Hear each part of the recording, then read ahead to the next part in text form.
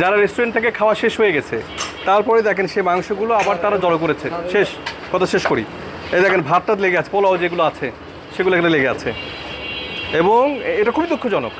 মানুষের বিশ্বাসের জায়গা যে রেস্টুরেন্টগুলো, এরকম হলে এটা সবচেয়ে দুঃখজনক জায়গা। এবং সেটা একটা বালতিতে করে সেখানে কাঁচা মাংস আছে ফ্রিজের ভিতরে, শুধু এটা না, কাঁচা মাংস আমি শুধুমাত্র যে পাক করা যে মাংসগুলো সেগুলো রাখা যায় না। আপনাদেরকে নিয়ে নিরাপদ ফুডেও আমিও ছিলাম, নিরাপদ ফুডে এগুলো অনেকবার বলেছে যে কাঁচা মাংস আর পাক করা মাংস একসাথে রাখা যাবে না। সেটাকে রাখাটা বড় ধরনের অপরাধ, কারণ কার্সিনোসাইটিস তৈরি হয়ে যায়। এখানে জীবাণু জার্মগুলোকে এখানে ইয়ে করে, এখানে ইনফর্ম করে, এবং এগুলো তো শরীরের জন্য খুবই ক্ষতিকর। এগুলো মানুষের মানে শরীরের জন্য অনেক রকমের মানে ইয়েগুলো মানে যে অসুখ বিসুখের সৃষ্টি করে, সেগুলো আপনাদেরকে অনেকভাবে বলা হয়েছে। ওদের কতগুলো টার্মিনোলজি আছে সেগুলো থেকে তারা বলেছে। এবং এইগুলো আমরা পাচ্ছি আপনার ফ্রিজের ভিতরে, আপনি রেখে দিচ্ছেন। আপনার এটা কী যুক্তি আছে? আচ্ছা, স্টাফে যদি খান সেটা কতটুকু খাবার যৌক্তিকতা? আপনি কাউকে না কাউকে তো খাওয়াচ্ছেন। তো এইটা খাবার একবার ব্যবহৃত হয়েছে যে খাবারগুলো, সেখান থেকে আপনি তুলে তুলে রেখে দিচ্ছেন আর স্টাফের জন্য রেখে দিচ্ছেন কেন? আপনার যদি মনে হয় পরের দিনই তো আপনি তখনই রাতে আপনি এখানে বিভিন্ন ধরনের তৃণমূল পর্যায়ের মানুষ আছে তাদেরকে খাওয়া দিতেন, তাহলে আপনি কেন এখানে রাখছেন? এটা কি উদাহরণ বললেন আপনি? এটা আর কি মানে যে যৌক্তিকতা দেখাচ্ছেন এটা কি গ্রহণযোগ্য? এত বড় একটা আপনার বিরিয়ানি হাউস আর আপনি এগুলো করে রেখে দিচ্ছেন।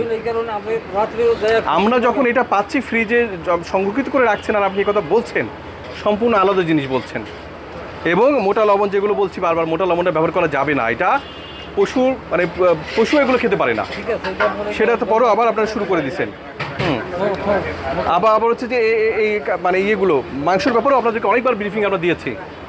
আচ্ছা, আপনাকে আমি বারবার বলেছি, আগেও আপনাকে জরিমানা করেছি আমি আবার আপনাকে সতর্ক, এবং লাস্ট আপনি যদি এটা করেন আমি এরপরে আপনাকে একদম সিলগাল করে দিব। 20,000 টাকা জরিমানা করছি আপনাকে।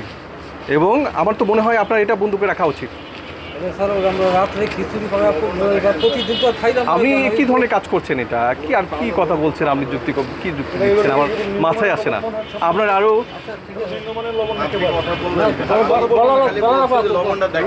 ঠিক আছে, আর চিকন লবণ ব্যবহার করেন, লবণকে নিয়ে আমি কথা বলছি না। আপনার যেটা করছেন এটা দুটোই হতে পারে, আপনি মাছও ধুতে পারেন, আপনি ব্যবহার করতে পারেন, কিন্তু এই মাংসের আপনি কি জবাব দিবেন?